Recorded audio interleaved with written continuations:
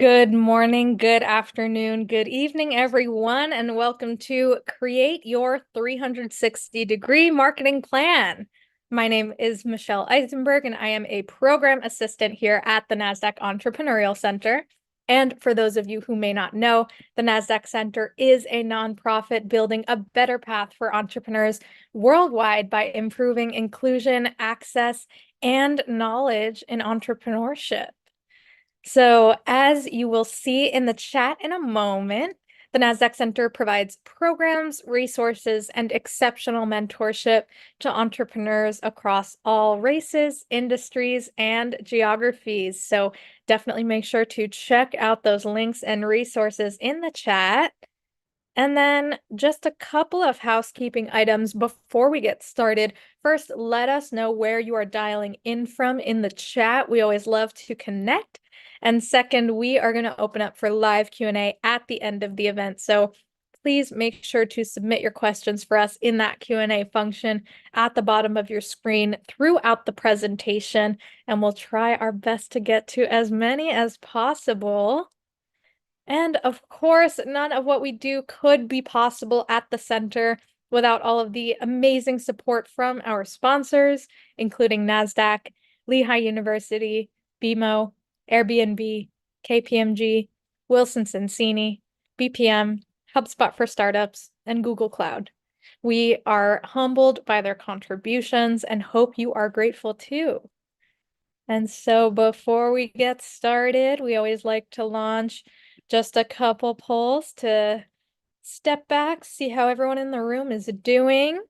This first one's going to ask, how are you feeling? Fearful, anxious, surviving, or optimistic? Give it just a couple moments for folks to submit a response here. Awesome. Thank you. Thank you. All right. Give it just one more moment. Awesome. We got folks from all over the place dialing in. All right, I'm going to end this poll and share these results.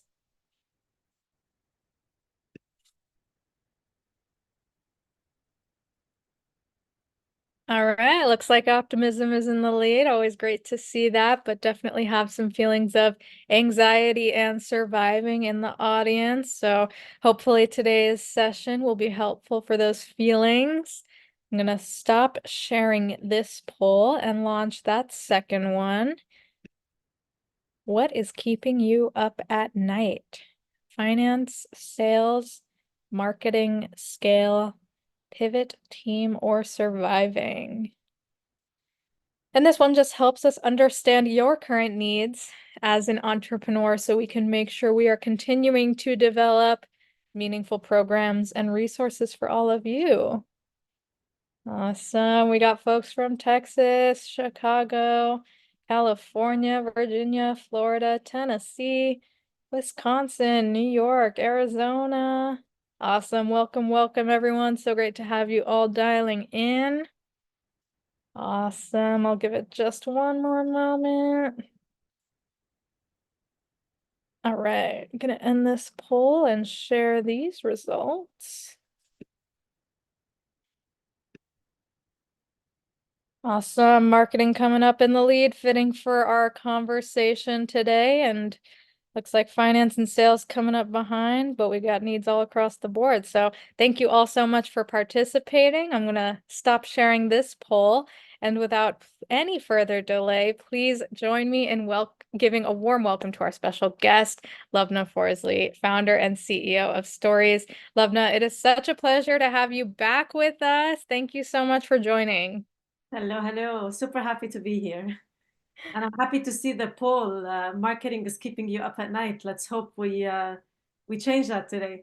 Right? Yes, exactly. Start to pick away at it a little bit.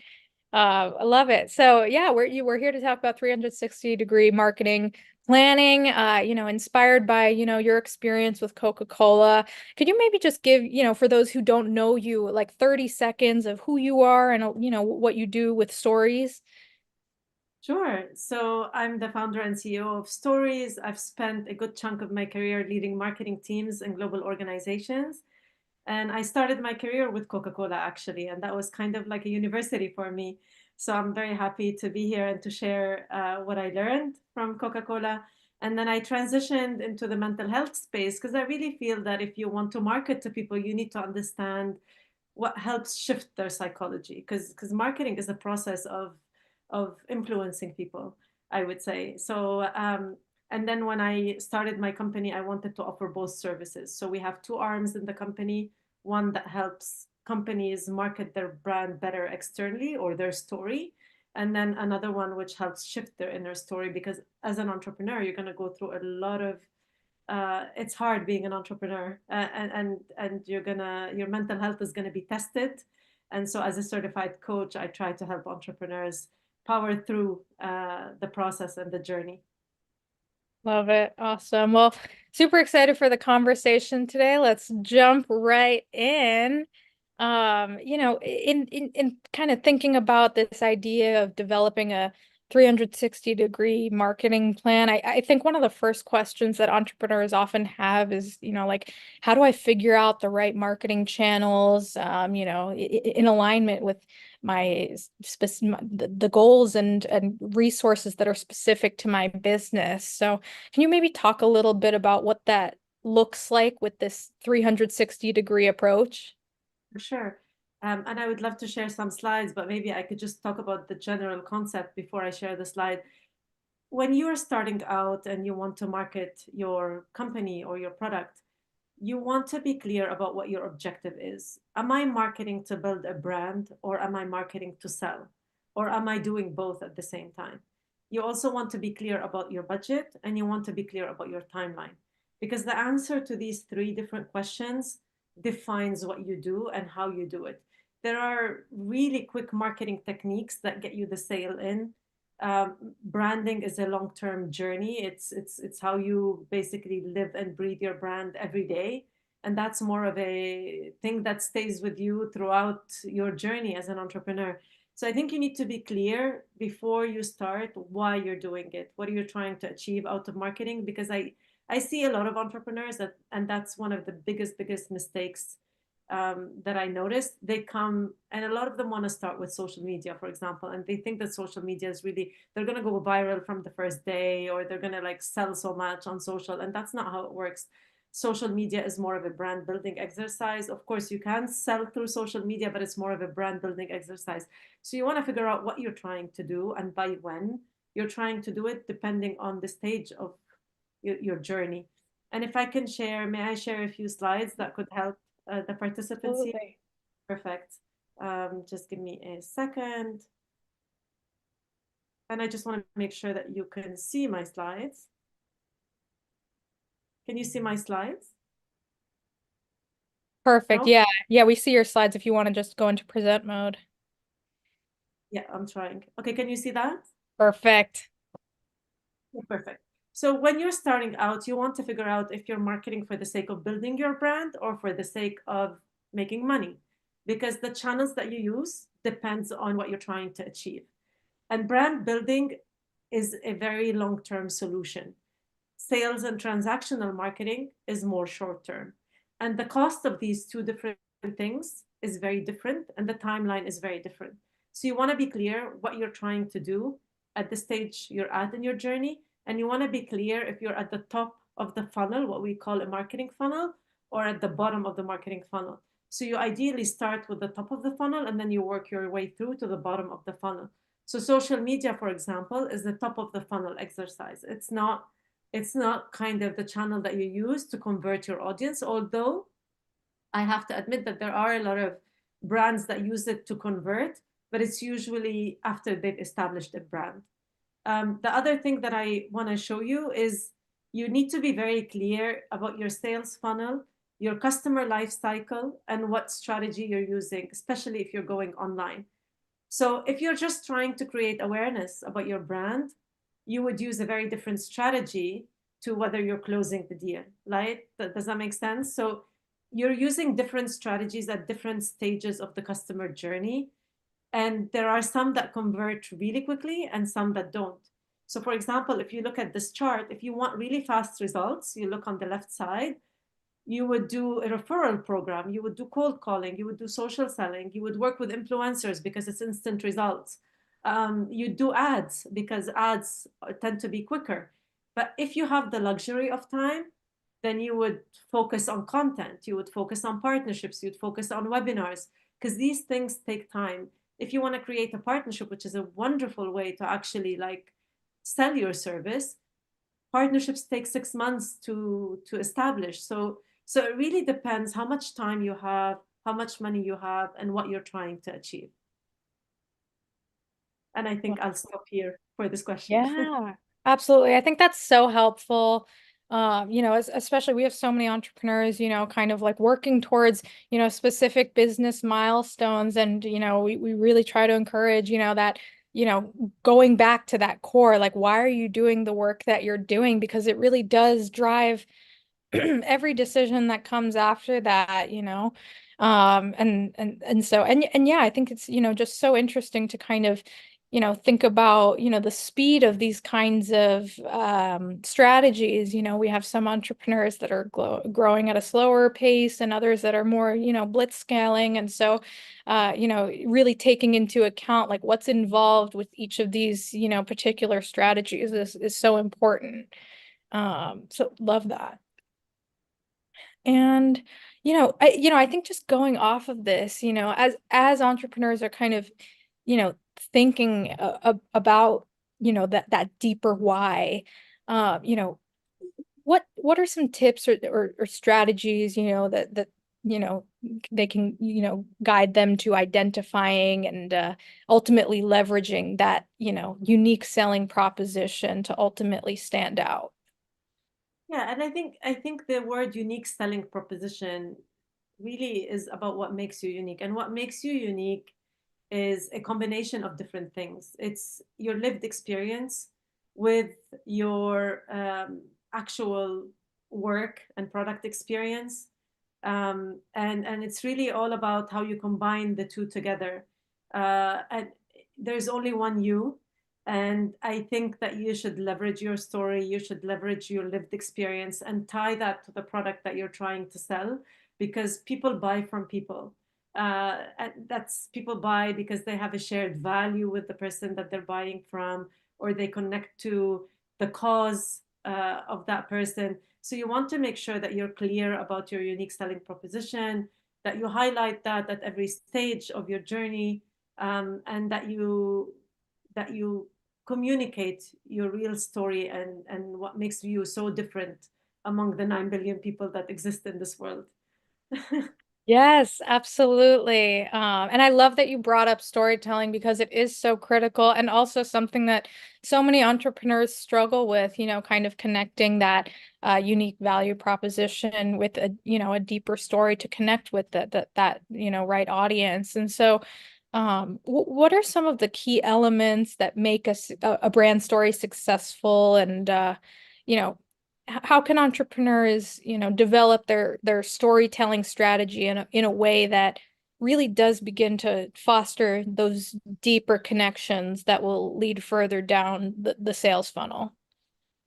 I think when people connect with you, they connect with you based on shared purpose. What is something that you've gone through in your life that they've gone through as well? And what is that shared thing? So when you are trying to communicate the story, it's really the essence of shifting a pain into a dream.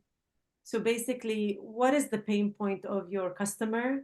And how do you as a company transform that pain point and take them into a dreamy world where they're happier, they're living a better life because of you, their product is solving their problems.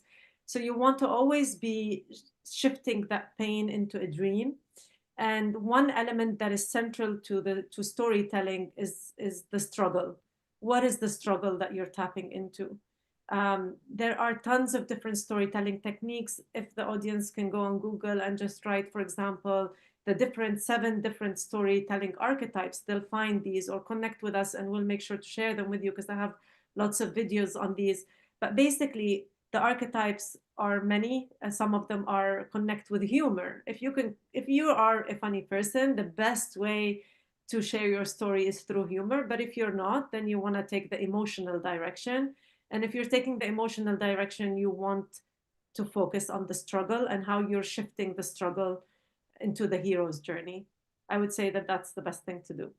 Right. Yeah, I love that. And we have so many, just purpose-driven founders in the audience. And I know a lot of them, are doing the work that they're doing due to personal struggle or, witnessing that of, somebody else they've seen. But, sometimes that it's not that direct, and it can really require like investing the time and resources to gain a deep understanding of these struggles, that for your target customers. And so can you maybe talk about some of the most effective methods for gathering and evaluating this kind of customer insight and how that ultimately translates, into your 360-degree marketing plan?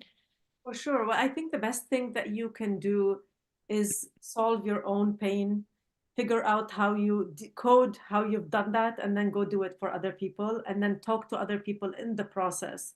The best, there are two techniques. Obviously, there's qualitative research and there's quantitative research.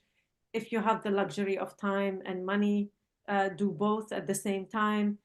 Engage in a lot of discovery, and when you're engaging in discovery, be very specific, make it short and be very specific. So when I engaged in customer discovery, I made a mistake. I went out and I said to clients, hey, I'm launching this service. Do you like it? And people are polite. They're like, yeah, I think it's fantastic. It's amazing. People need it.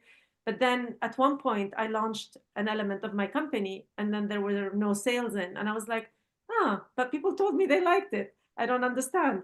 And then I Mm. figured out later that it's not about customers only liking your product. It's about them liking your product and wanting to buy it because they feel the pain so much that they can't live with the pain anymore, that they actually need it. If for example, marketing is keeping you up at night, that's because it's very painful for you, right? And you want to figure it out. That's why you're here. So you want to make sure that you're asking clients, what is the deep pain? What is the fear?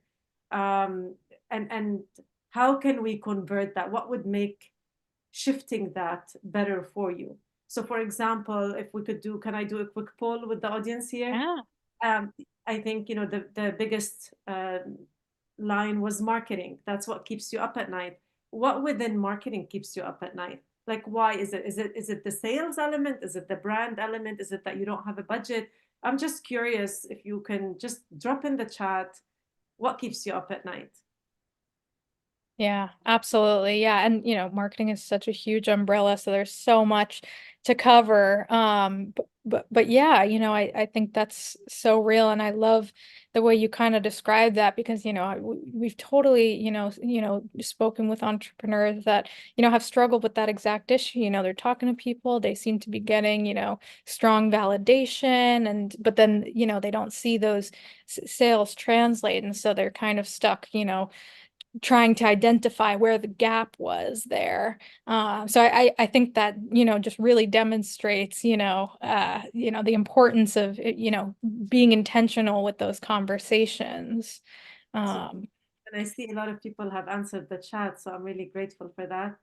And it's awesome. Yeah. We got sales and no budget, sales budget and time, finding new clients, budget, marketing that converts, lots of limited budget, finances, moving people through the funnel, imposter syndrome, length of the sales cycle, creating content.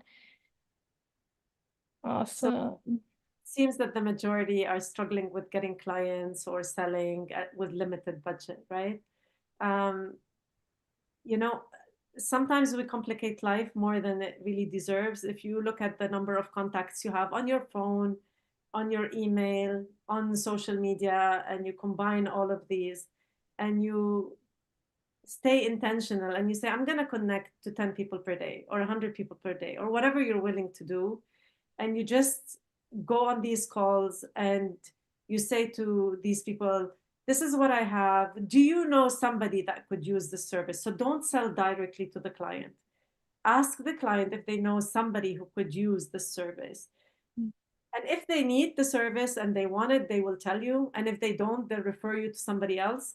And then when you go out and sell it, you can start at the beginning if you've got absolutely no budget and no proof points or social proof, then you could say, you know what, I'm going to offer 10 free sessions or 10 free things at the beginning. And then you start increasing that. I'm going to give you 10 free things in return for a testimonial. That will automatically give you a proof point. When you have the proof point, you go out and you use that proof point, and then you go back and you repeat the exercise. And then you say, I'm going to, rather than saying, I'm going to give it to you for free, I'm going to say, I'm going to give it to you at 80% off. And then you go from 80% off to 50% off to 30% off until you're selling at full price. So you'd be surprised at what you can do just simply through the power of going out, having the confidence to talking to people, making it, reducing the friction. So it's, you're not selling to them directly if you feel uncomfortable with that, but just asking them, hey, I really believe in what I'm doing. Do you know somebody that could use this? So try it. I'm sure that it would work. If you, I am willing to make a bet with you, and I will give you free coaching if you go out and reach out to 100 people. I promise you're going to have 5 that either convert or that refer you to somebody. This is an exercise that would cost no money whatsoever. There are also, if I may share with you, 5 principles that Coca-Cola uses that cost 0. Could I do that? Really? So when Coca-Cola has a huge budget, and I had the luxury of using that huge budget because it's the #1 brand in the world, and they use 360 marketing. They're omni-channel, like you can't escape anywhere in any city in the world without seeing Coca-Cola. But there are some principles that they use that every entrepreneur can use, even if you have no money. And I'm going to share 5 principles with you. The first one is they communicate with their purpose first. Coca-Cola never talks to you about the product. They never tell you what's inside the product. As a matter of fact, they say that our recipe is a secret. So they don't sit there and explain what the product is and how it works. And I see a lot of entrepreneurs making that mistake. They get so into like the product and explaining the product, and actually nobody cares, honestly. Like they care about what is the impact of this product on my life. If I was to use this product, what would that do for me? So Coca-Cola sells you happiness. They don't sell you the product. And in all their ads, regardless of where that ad is being featured, it's always focused on selling happiness, not selling the product. Nike uses that. Apple uses that. All great brands use that. So always start with why and always focus on purpose. The second thing that they do is they're super consistent. The Coca-Cola logo is the same. It's always been the same. I worked in Coca-Cola 20 years ago. It's still the same logo. What they sell is the same. They're very, very consistent with their mission. The contour bottle is still the same.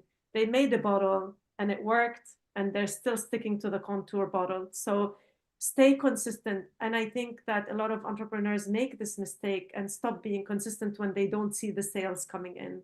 And I encourage all entrepreneurs to stay consistent, because if you are consistent, you will get the results with time. Coca-Cola, do you know, I'm going to do another exercise. Do you know how many bottles Coca-Cola sold in year 1?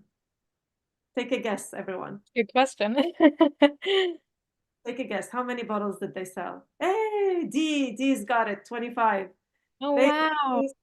25 bottles, but they stayed consistent and they stayed at it. They didn't give up. So you need to stay consistent, and you'll eventually get the sales. And one person will then refer you to another, and the other would refer you to the other. So you use what we call the power of many. You connect with a person who's, really connected to other people, and you say, can you help me, and connect me to whoever. And that's how you create a mushroom effect. The third thing they use that all entrepreneurs can use is they connect with their audience very, very well. Everybody loves to be called by their name. They feel special when they're called by their name, right? So if I was to start my sentence, every sentence by saying, hey, Michelle, you'll wake up and you'll feel special. So what they did is they created this campaign where they used their consumers' names on their bottles. I don't know if many of you remember that campaign, and it worked so, so well.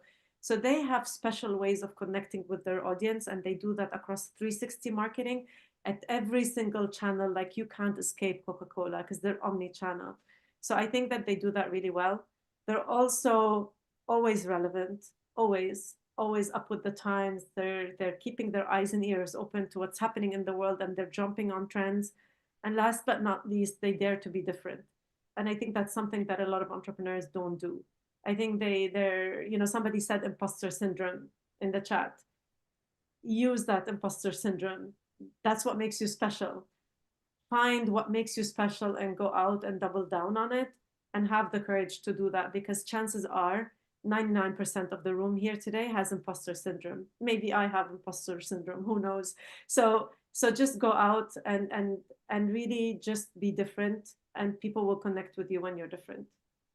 Yeah, absolutely. Those are all spot on. And the Share a Coke campaign was, I'm not a soda drinker myself, but that was extremely memorable. And everyone was kind of talking, hey, I saw your name and here's a bottle with your name. And yeah, it's, it really is interesting, this emphasis on you know, selling feelings and happiness and impact versus the intricacies of the product itself. And yeah, we see so many entrepreneurs that are working tech businesses of some kind. And yeah, with so many tech solutions out there now, it can be easy to kind of get into the nitty-gritty details and start explaining and almost lose touch of that deeper why that we were talking about earlier, and those struggles that are core to the business. So yeah, those were just such great examples, and thank you for sharing.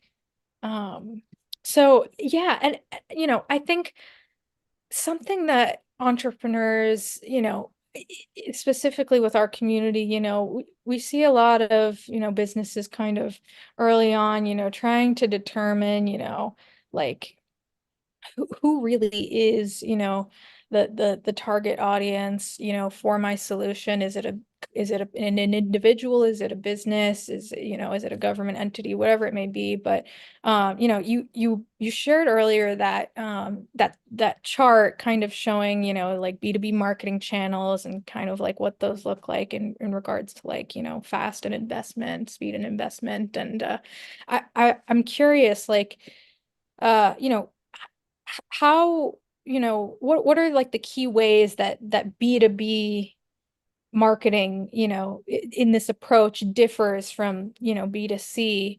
And what are kind of the key considerations for entrepreneurs, leading these two kinds of businesses? Yeah, thank you for that. So I always encourage entrepreneurs to pick either B2B or B2C to start with, do that really well, and then shift to the other if you need to shift to the other. But I don't think they should combine, or ideally don't combine if it's possible, unless you're doing B2B2C. But B2B and B2C are very, very different. So first of all, with B2B, for example, your audience are businesses and government entities and organizations. Your cycle is so much longer. Like I sell B2B, and the contract sizes seem to be much bigger, and it takes about 6 to 8 months to convert every client.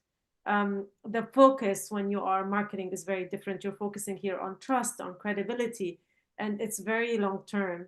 Your content is very detailed and educational, and the channels that you use are very different. You're focusing more on LinkedIn, on industry events, on speaking engagements, because that's where you find your audience.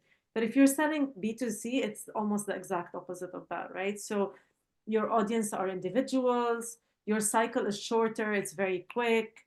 You're using an emotional appeal rather than educational appeal. Your content is going to be very, very different, right? So you have broad appeal and you're talking to masses because you're communicating B2C. And last but not least, your channels are very different. So there you're using maybe Facebook and Instagram and TikTok. B2C is faster to convert, much, much faster, and cheaper to convert. B2C is much longer, and it's more expensive to convert. But obviously, your ticket size for B2B is much more expensive. You're selling, Yeah. product in a obviously like much more expensive than B2C. So I think Sure. you need to make a conscious decision of who am I targeting and what are the best ways to approach the people that I'm targeting, and stick to it. Absolutely. Yeah, yeah. I think, really understanding that distinction is so important, and like just the way that these, different kinds of businesses function, really, will have great influence on kind of this 360-degree marketing plan that you're developing. So yeah, really important to kind of, solidify that early on. So thank you for sharing that. And just from there, I'm curious, as entrepreneurs are kind of, beginning to implement these kinds of strategies, what are some of like the key data measures that will help them, refine and improve, the effectiveness of these kinds of campaigns and engagements? Yeah, there are tons. So I believe data is really, really important. And there are tons of data they can look at. They can look at their web data. They can look at their social media insights if they post. They could talk to customers and gather data from their customers. They could look at what we call LTV and CAC. So, what is the lifetime value of your customer? How much are you going to generate from each customer? And how much are you paying to acquire each customer? And you want to, when you're looking at the customer acquisition cost, the CAC, you're looking at everything that goes into acquiring that customer. How many employees do I have? What is the cost of these employees? If I was divide that by the number of customers that I have, how much is that? So how much does it cost to advertise? So you're looking at everything that goes into the customer acquisition strategy and how much it costs to acquire that client. And you want to make sure that the ratio of these two, the LTV divided by the CAC, is more than 3, especially if you want to go out and raise money from investors.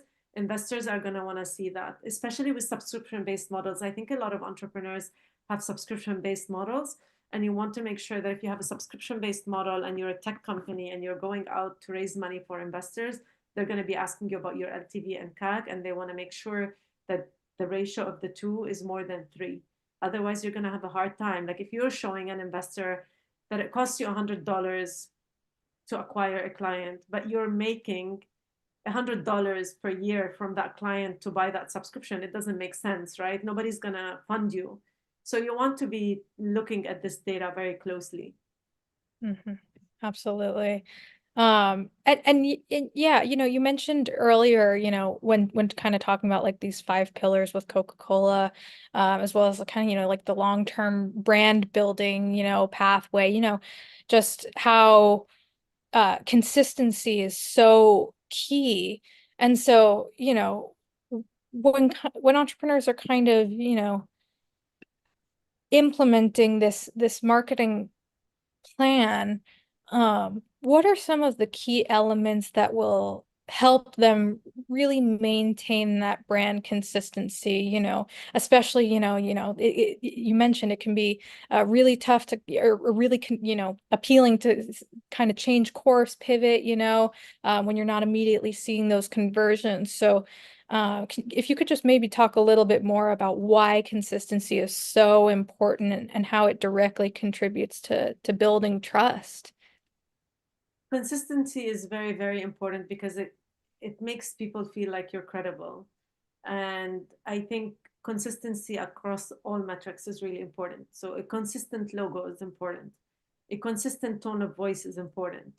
A consistent content is important. Having the same content or similar content and similar messaging across all touch points is important. So I see sometimes entrepreneurs, for example, have a certain type of content on their website, but then I look at their pitch deck and it doesn't mirror that. That creates a lot of confusion for investors. So you want to make sure that you have consistency across everything. Your colors are consistent. You're always using similar colors. So if you can try to be consistent, it's important. If you have to pivot at the end of the day, look, we need to survive. There are some people who are surviving in the audience, and I totally relate and I get that. And if you need to pivot in order to survive, that's fine.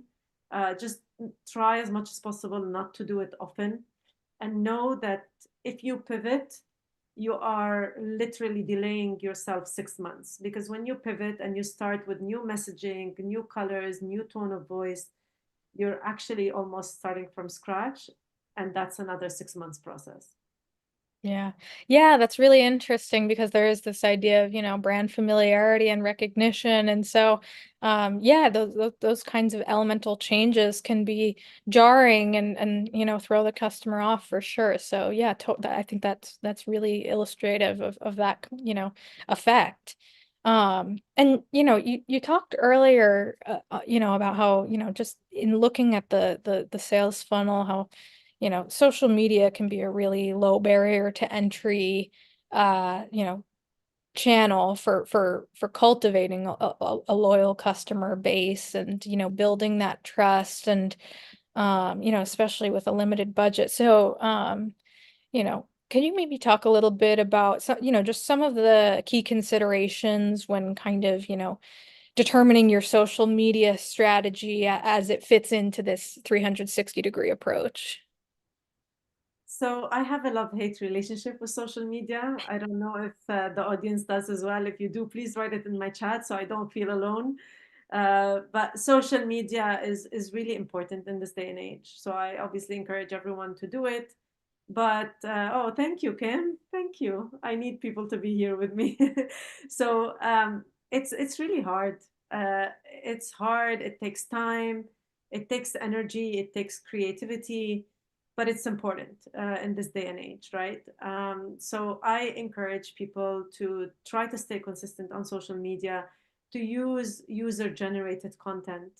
User-generated content means you're featuring other people on your grid or on your social media. You're tagging other people. You're sharing stories of other people. It's all about other people rather than about you. I think that usually tends to work on LinkedIn. Tagging works, involving other people works, DMing people works. So that tends to work really, really well if you have the energy for it. And just basically remembering that social media is an act of being social. So you need to be out there and you need to be social, and posting, spraying and running away doesn't really work. I do it sometimes and I'm guilty of that. And I think many of us are, because of time constraints. But if you want to get engagement, you need to engage with other people as well, right? If you want people to follow you, you need to follow them. If you want them to comment on your social media, you need to be out there commenting on their stuff.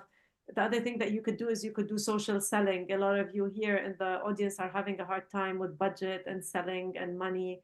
So social selling is something that works. So for example, you go on LinkedIn and someone puts a post, and you go in and you comment and you're like, oh, I totally hear you, I totally get that, but you're not directly selling. Or you put a post yourself that talks about what you're trying to sell without directly selling. How many people out there have this, or tag another person who have felt this before, and you'll get engagement, and you potentially get clients also from social media if you do it properly. But it's a process that takes time. I think the challenge that I see with a lot of entrepreneurs is they want fast results with social media, and unless you are super creative and you go viral and there's no recipe for that, it's hard. Yeah, Somebody done it, absolutely. please share. I mean, feel free. This is an open session, so feel free to share with the audience what you've done and what worked for you so we can learn from you. Yeah, absolutely. And yeah, this is, such a real experience that, so many of our entrepreneurs like, clearly are struggling with as we see them sounding off in the chat. And it can be overwhelming. So just, I think sometimes it can be nice to know that there are, other entrepreneurs out there that are also kind of feeling that struggle. And everyone's kind of trying to find their way, but really sound advice there. Um, I and think, so yeah, just to close us off before, oh, did yeah, I just wanted to add something that may help entrepreneurs. I think a lot of times entrepreneurs think that marketing is like the end result, and it's not. If you want to build a successful business, you want to say that 50% of my time goes into the business, working in the business, working on my product, solving customer issues, and 50% of my time is going into marketing and all formats of marketing. If you're using 90% of your time to work on the business and build your product and 10% of the time in doing marketing, that doesn't serve anyone because you need to be able to make money and you need to be able to sell. So you need to shift your mindset and make sure that you're doing half and half as much as possible. Yeah, absolutely. Yeah, that's really interesting. And I know so many of our entrepreneurs in the community struggle with time management. And so yeah, again, just really being intentional with like how you like as the founder of the business. And I know we have so many in the audience that might be a solopreneur wearing every hat. And so really making sure you're taking the time to prioritize the right kinds of business activities and a lot enough time for those marketing efforts is so important. Yeah, thank you for emphasizing that. And just to close this out before launching into that live Q&A, I think only so much planning can kind of go into marketing and business strategy in general. And sometimes there are things that are outside of the entrepreneur's control, changing market conditions and uh customer preferences. And so what are your thoughts on, how entrepreneurs, at this earlier stage can kind of stay agile and continue to adapt their marketing plan in alignment with these, unexpected kinds of situations? I think the only thing in life that's constant is change. And so you want to be able to navigate in the midst of all of this change. And so you need to be updated on trends. You need to update it on the new to be updated on the news. You need to be updated on what's happening. I've seen customers, for example, build a product and then Chat GPT comes in overnight and it changes the whole game for everyone. So you need to be always updated on what's happening out there. Otherwise, you die. But at the same time, while you are adapting, because that's the life of an entrepreneur, the life of an entrepreneur by definition is that they're always adapting. And I think that entrepreneurs are exceptional at adapting. I see a lot of entrepreneurs with ADHD. And one of the amazing traits of ADHD is that they're able to navigate and to adapt and to problem solve all the time, doing all of that while remaining consistent on the basics. Consistent logo. Don't change your logo. If you don't have to change your logo, don't change your logo. Don't change your messaging. Don't change your tone. Don't change your colors. It's not going to make a huge change in your life if you change all of these. So keep the main pillars the same, but adapt to everything else. Adapt to the news. If there's a trend, jump on the trend every day. Jump on the trend. Everybody's talking about inside out, right? Great. How can we do something with inside out? I saw, for example, these two companies selling mugs with inside out or selling products with inside out with millions and millions of views. They jumped on a trend. So how can you jump on trends at all times while maintaining your main consistencies? Love it. Love. Now, this has been such an incredible conversation, and we do have some time for live Q&A. So if you are in the audience and you got a question for Levna, please make sure to drop it in that Q&A function at the bottom, and we'll try to get to as many as possible. Awesome. So, just to start us off, we have somebody in the audience, asking about taglines. Totally, taglines can be really eye-catching. And what are your thoughts on kind of the role of that kind of marketing technique and, the best way to maybe approach that? I love taglines. I think they bring your story to life. And I think the best way to, when Chat GPT didn't exist, I would have recommended different solutions. But today, Chat GPT does exist. Just go in and feed Chat GPT with as much information as possible and tell it to give you 10 taglines, and it'll give you 10 taglines, and keep reiterating until you get one that shows what you're trying to achieve. But if you can include your impact in your tagline, that would be good. Like, what impact are you trying to solve for in this world? What if I use your product or if I work with you, what's going to change in my life? And include that word in your tagline. I think that would be really cool. Yeah, absolutely. Yeah, I think that's great. And yeah, we have so many, tools available to us now, to support with that kind of, content creation, so to speak. So, yeah, I think that's really great. We have another question from an audience member. Um, I think, a lot of what we talked about today was really, the branding for the business. And, as we have a lot of solopreneurs in the audience, I think, that sometimes they're the face of the company, and there's an element of personal branding that can be important as well. So, how do like some of these principles that you talked about earlier, apply to personal brand building, if at all? Or, are there other key principles to kind of keep in mind? So people buy from people, and so personal branding is really, really important. And you'll notice, because we've worked with so many entrepreneurs and we've seen that on social media, people engage with personal brands more than corporate brands, especially on LinkedIn. So I would definitely make sure that you dedicate a good chunk of your time building your personal brand.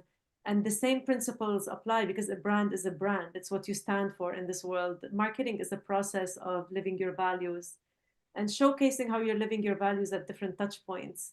If you say you value something and you do the opposite, that will totally blow your product out, and that will be a recipe for disaster. So make sure that you're very clear on your values and what you stand for as an individual and as a company. And it's often intertwined, because your personal purpose and why statement is linked with your company statement.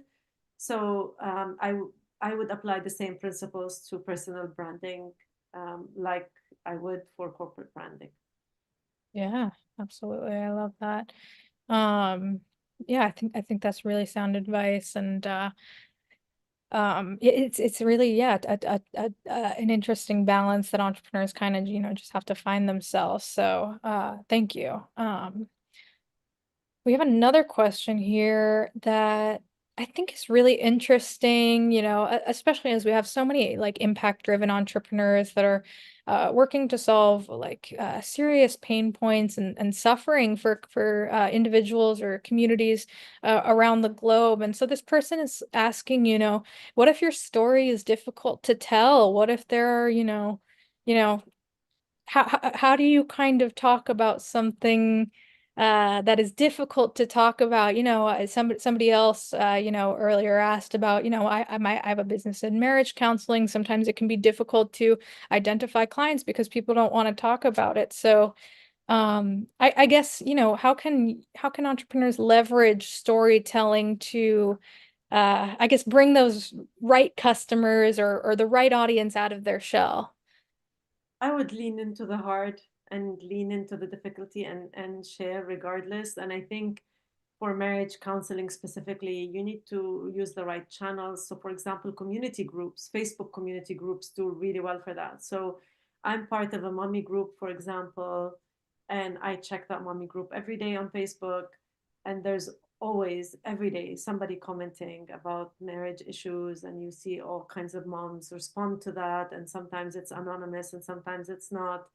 But I would use communities. So you have to use the right channel to market your product, but I would lean into the hard. I wouldn't shy away from it. There's the only time when a story is hard to tell is because you haven't healed that story yourself.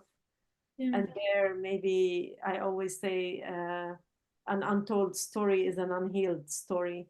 So I would go towards healing that first and foremost before you go tell it, just so you could say it with impact. But I would lean into the heart and share the story regardless. Love it. Awesome. Yeah, yeah, absolutely. And yeah, that's really like how you're going to, reach customers and find that impactful engagement that you're looking for your business. So yeah, I love that. Totally lean into it. Um awesome. We got another question here. Yeah, you've mentioned ChatGPT, super, super useful tool, especially, as it's kind of low barrier to entry for a lot of entrepreneurs. Any other tools or systems that, are kind of like a go-to for supporting your 360-degree marketing plan? There are tons for social media that make your life easier. There are scheduling tools that you can use. There are lots of tools that you can use to make videos, to make it really quick. If you're into data and you have the budget, I would use Tableau. I've used Tableau before. It's incredible. I would use a lot of Google Analytics to check my website traffic. So these are my go-to, but ChatGPT wins the race for me. Yeah. Absolutely. Yeah, definitely a first choice for a lot of individuals we hear pretty often. So awesome. And yeah, I think this is a great question. This person is gearing up to launch a new service line for their business. Any, key tips, strategies for, ensuring the success of your marketing plan when when launching a new product or service? I think what is hard about launching a new product and service is that you don't have any proof points or testimonials of companies that have used your product before. That's the challenge because so you haven't established trust, you haven't established credibility. So I would be very, very clear about your persona, your customer persona, and your niche and your audience. And I would reach out to those and maybe, if you're willing, offer your product for free just at the beginning to a set of users, maybe 5, 10 users in return for a testimonial, and then go out and say, let them talk about you. The best form of marketing is when other people are marketing you rather than you marketing yourself. So if you can get to that really quickly and reduce the timeline there, that would be fantastic. I would also be very clear about which channel is best suited for my audience. Don't waste your time with channels that take time to convert if you are in a rush, because you have to be clear, do I need the sales to come in really quickly in order to sustain myself and in order to survive? And if that's what you need to do, then you need to do that. And if you can afford the time, then spend some time doing brand building, but focused at the beginning on sales, because that's what will get you the money. What will get you the money will make you feel comfortable. What will make you feel comfortable will make you keep going. You want to keep going. Entrepreneurs keep going when they see success. So you want to get to that success as fast as possible by using these proof points, by selling using the right channel to the right audience. I hope that's Love helpful. it. Yeah, super helpful guidance. I think we have time for one or two more questions. This one's touching on personal story, with your brand story and kind of, how the two play and so you talked about earlier, how sometimes it can be really effective to, take the focus away from yourself and, share the stories of others, your customers and other key individuals. And so and this person is saying, I don't want to be the face of my brand. Any other tips for how you can kind of separate yourself as the founder from being the face of the brand and kind of create a different stand-in or what that can look like? I hear you, and it's really hard, but it works. Unfortunately, showing your face and being out there does work.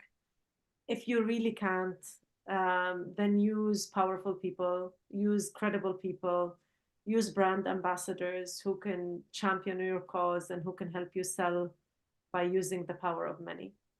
But Yeah, if you, as much as possible, use you, do that. absolutely. Awesome. All right. Let's see. I think we got time for one more question. Um, I think for those that haven't, if we don't have time to answer them, please feel free to connect. I also wanted to say that we have a program that we're launching soon. It's a 10-week program to help people market like Coca-Cola. So please do connect on here, and Nadine will put the link in the comments if you're interested in that program. But I'll make sure to answer you one-on-one if you connect with me on LinkedIn. Um, I'm here for you. So if we don't have a chance to answer all the questions here. awesome. Wonderful. Um, all right. And yeah, I think this is, a good question to close us out, Um, and we kind of have two questions that are, kind of working in tandem here. So that, one person is asking, if I have a limited budget, what's the kind of the best way to gather, reliable data. And we had somebody else that was asking, saying, they offer a service that seems to be nearly non-existent. They can't find anyone else doing it, so they're struggling to gather data for it. Any just final tips for data insights for those really early stages of business? I mean, the quickest is secondary data. So data that exists out there on the internet. If you don't want to spend money or use time or you're in a rush. And if not, I would just go out there and talk to the customer. Like, I think you're overcomplicating life. Just go out there and speak to your customer, and you'll be so surprised by what you find out just simply by talking to customers. And when you talk to them, make sure that you get the right information from them. What are their fears? What are their dreams? What would make them open their wallet and use their credit card or pay you the cash? Um, Otherwise, you waste your time just getting a lot of data and insights that's useless, like I did when I started. Because everybody told me, yeah, it's fantastic. But then, okay, when it came to actually buying, they didn't until I figured out what the issue was and I shifted, right? So you want to be clear about what your customer really, really wants and how can you give them that impact that they're looking for in their life. Customers want to feel like with you and only with you, through your product, they can be happier or they can have a better life or they can make more money because that's what everybody wants. They want to make more money. You're either saving them money or you're making them money. Show them that. Awesome. Lovna, this has been such an incredible conversation. Always such a pleasure. And, if you had just one key takeaway or piece of wisdom that you wanted to leave with the audience, what would that be? Depends on the mood, but today I would say don't give up. If you're surviving, especially the people who said they're surviving, don't give up. The light will shine through. It shines through the cracks, so keep going. Amazing. Lovna, thank you so much for joining us once again on behalf of the NASDAQ Entrepreneurial Center and everyone here today. We are just so thankful that you joined us. Thank you so much. Thank you, everyone. Looking forward to connecting. Awesome. Yeah, we'll put those links in the chat. Feel free to connect with Lovna. And if you are in the audience, we'd love for you to join us again for upcoming webinars, which you can view using those additional links that'll be posted in the chat. And thank you all so much for joining us today. We look forward to welcoming you back online with us soon.